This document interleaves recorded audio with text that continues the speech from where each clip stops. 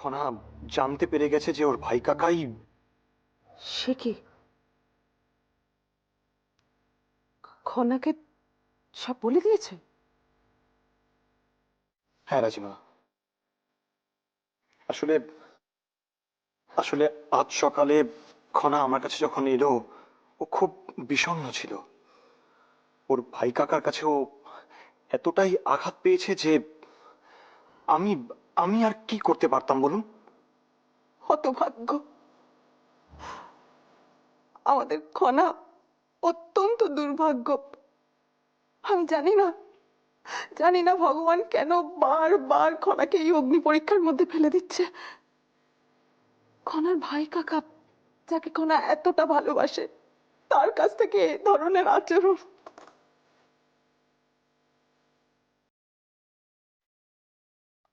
আচ্ছা জয়দ্রথ, খনার কি কোনো চূড়ান্ত প্রতিক্রিয়া হয়েছে? রাজিমা,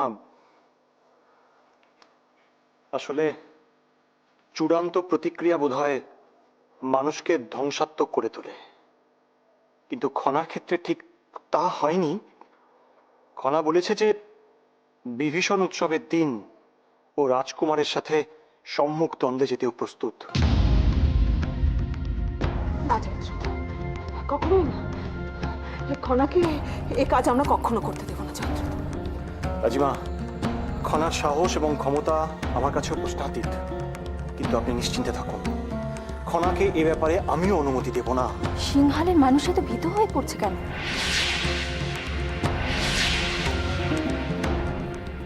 অর্থাৎ কি বলছো কি তুমি? হয়তো অনধিকার চর্চা করছি, কিন্তু বলতে বাধ্য হচ্ছে যে খনা নাকি শুনলাম রাজকুমারের সঙ্গে সম্মুখ অসিদ্বন্দ্বে অবতীর্ণ হতে চলেছে, আর তাতেই নাকি সাধারণ মানুষ আশঙ্কাগ্রস্ত হয়ে পড়েছে। হ্যাঁ, সেটাই তো স্বাভাবিক। কন্যা সন্তান হয়ে যে কিন্তু খনা কতখানি সাহস নিয়ে কথাটা বলছে একবার ভাবুন। একজন নারী হয়ে কজনই বা এরকম সাহস দেখাতে পারে? সমৃদ্ধি, সিংহলের একটা রীতি নীতি নিয়ম আছে। নারীদের এখানে অস্ত্র ধরার অনুমতি নেই। কিন্তু নিয়ম রীতি তো মানুষের ভালোর জন্যই সৃষ্টি হয়, আর আজকে খনা যা করতে চাইছে তা হয়তো। দেখো সমৃদ্ধি, এটা সিংহল, এটা ভারতবর্ষ নয়। এখানে এদের নিজস্ব একটা নিয়ম আছে এবং সেই অনুযায়ী চলতে হয়। খনা যেটা বলছে সেটা যদি মেনে নিতে হয়, তাহলে খনার কত বড় বিপদ হতে পারে এটা তোমার কোনো ধারণা নেই। কিন্তু সাহসীদের যে বিপদ হয় না, বিপদের ভয়কে তুচ্ছ করে যারা এগিয়ে যেতে পারে তারাই তো জীবনে জয়ী হয়।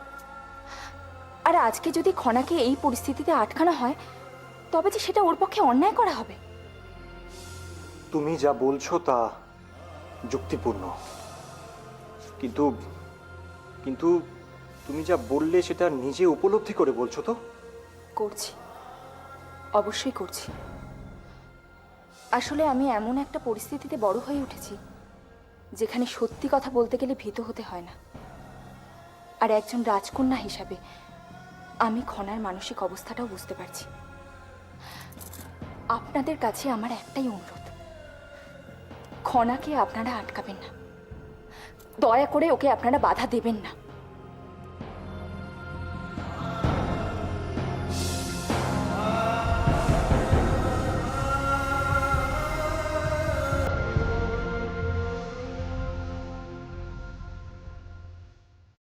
মহানামা, তোমার স্বাস্থ্য আর আগের মতো নেই। বলতে হয় যে আগে থেকে তোমার স্বাস্থ্যের অবনতিই হয়েছে। তুমি আমাকে স্নেহের চোখে দেখো বলে তাই কথা বলছো। আমি আগের থেকে অনেক বেশি কঠিন আর দৃঢ় হয়ে উঠেছি। তাই দেখা যাবে আগামীকাল, যখন সিংহলবাসী অধীর আগ্রহে অপেক্ষা করে থাকবে তোমার অশ্বযুদ্ধে অবতীর্ণ হওয়ার জন্য। আর তুমি?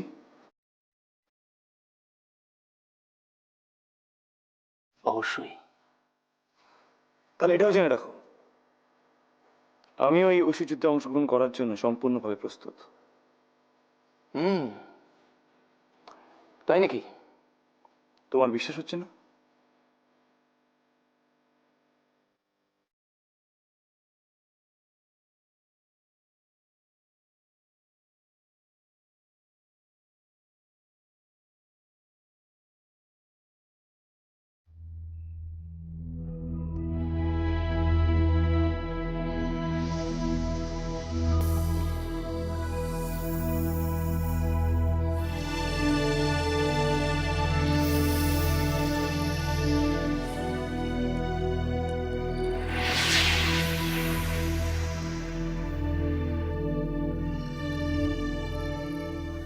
এটা কি এখন করা উচিত হবে? কি ব্যাপার, সিংহলের শ্রেষ্ঠ বীর কি ভয় পেয়ে গেল নাকি?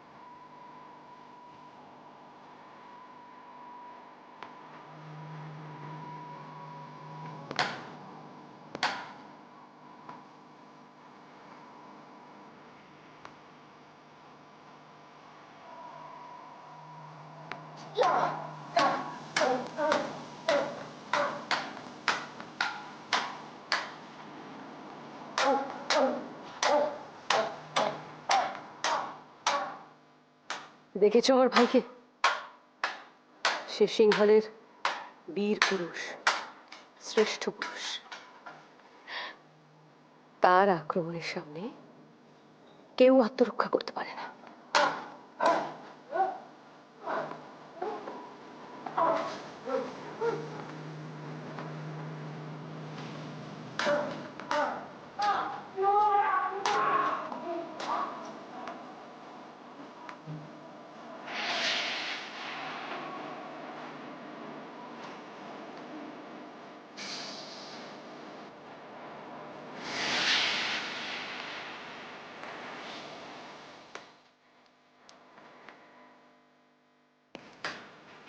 কি খনা, কেমন দেখছো তোমার ভাই কাকাকে?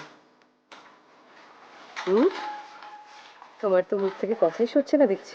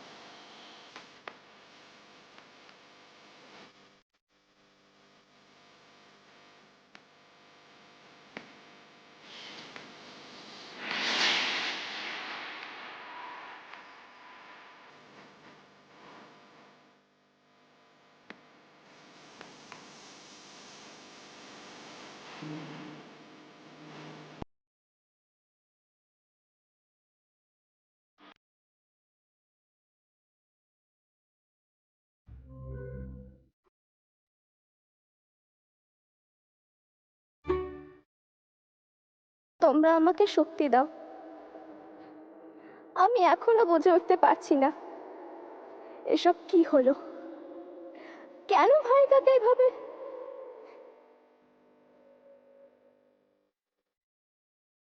বলো বলো তোমরা, একটা ইঙ্গিত দাও আমাকে, এখন আমি ঠিক কি করব?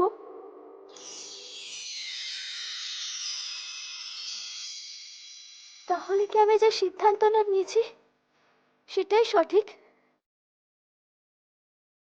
আমি কি ভাই কাকাকে অসি যুদ্ধে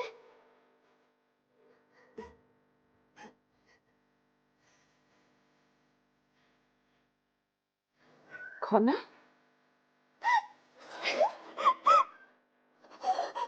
খনা, কি হয়েছে?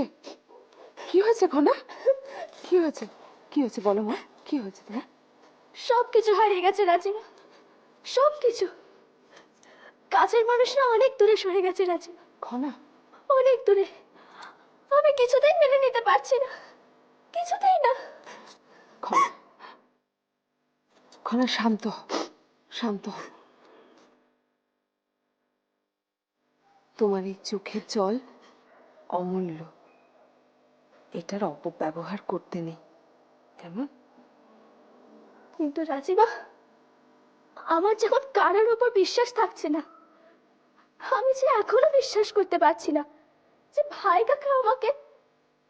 আচ্ছা খনা, তুমি যদি এভাবে অসহায়ের মতো আচরণ করো তাহলে তাহলে তোমার সংকল্পকে সার্থক করবে কি করে?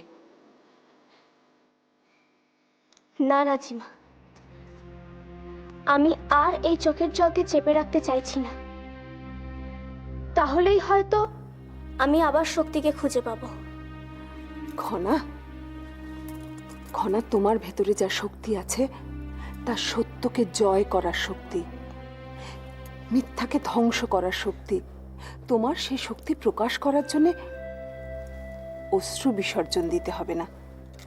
তুমি শুধু সব সময় নিজের মন শান্ত রাখো, নিজেকে প্রস্তুত করো, কেমন? রাজিমা, তোমাকে একটা কথা জিজ্ঞেস করব। বলো, কি বলবে? আমি যা করতে চলেছি সেটা কি কোনো অন্যায় করছি? না খনা, কখনো না, তুমি কোনো অন্যায় করছো না। আমি তোমাকে বলেছিলাম মহান আমার হিংসাকে তোমার ভালোবাসা দিয়ে জয় করতে, কিন্তু আজ আমি সে কথা ফিরিয়ে নিচ্ছি। অর্থাৎ? খনা, খনা, তুমি সত্যকে জয়লাভ করো। তোমার ভেতরের শক্তি সে সত্যকে জয়লাভ করার উপায় দেখাবে। খনা, তোমাকেই বিচার করতে হবে কোনটা ন্যায় কোনটা অন্যায়, তোমাকে। বুঝেছ? মনে থাকবে তো?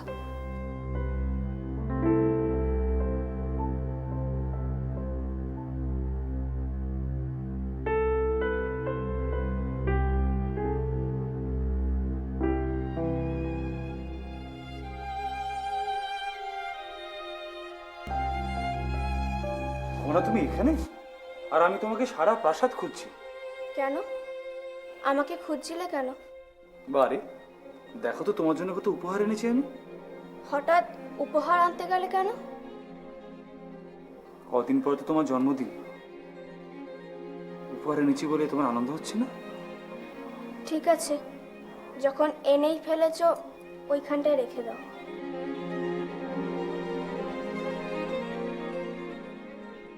একবারও উপহারটা দেখবে না? ঠিক আছে, দেখাও।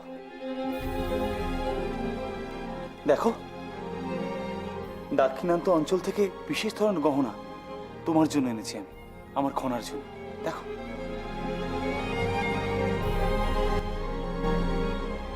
কি হলো, তোমার গহনাগুলো পছন্দ হয়নি? না না, তা কেন, ভালো হয়েছে।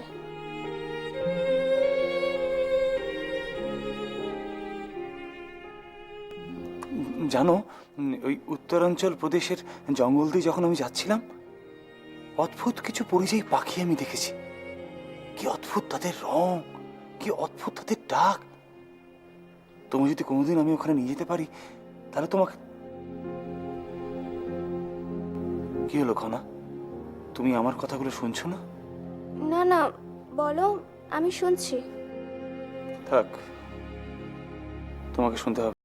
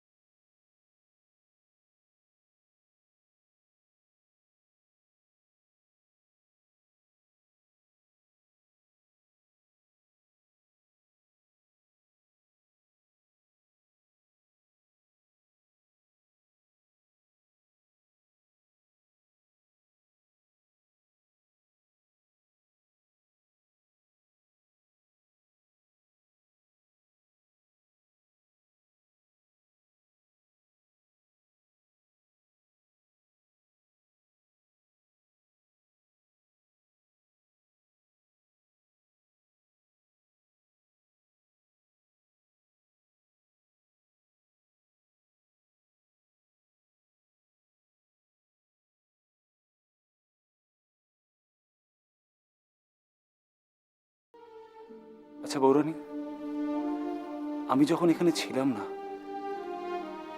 তখন আমার কথা খুব মনে পড়তো, তাই না? মনে পড়বে না? সেটাই তো স্বাভাবিক। আর খনা, খনা আমার কথা ভাবতো? খনা, হ্যাঁ, খনা তোমার কথা ভাবতো তো। সারা দিন তোমার কথা বলতো। তাই? হ্যাঁ, তাই তো। অনেক কথা হয়েছে, এবার চলো তো কুমার, আমার সঙ্গে চলো। এখন কোথায় যাবো? আহা, চলোই না। আমি তোমার জন্য এক বিশেষ মিষ্টি আর শরবত বানিয়েছি, চলো খাবে, চলো। বৌরানী, এখন না, কোনো কথা আমি শুনবো না। এসো, চলে এসো, তাড়াতাড়ি এসো, খাবে, এসো এসো কুমার।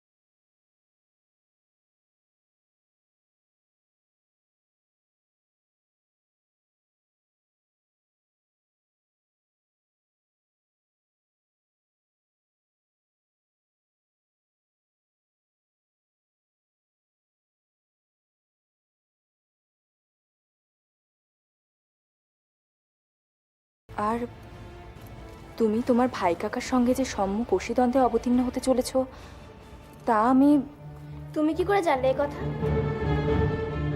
আমি সব জানি খনা। আর সত্যি কথা বলতে কি, আমি বেশ আনন্দিত।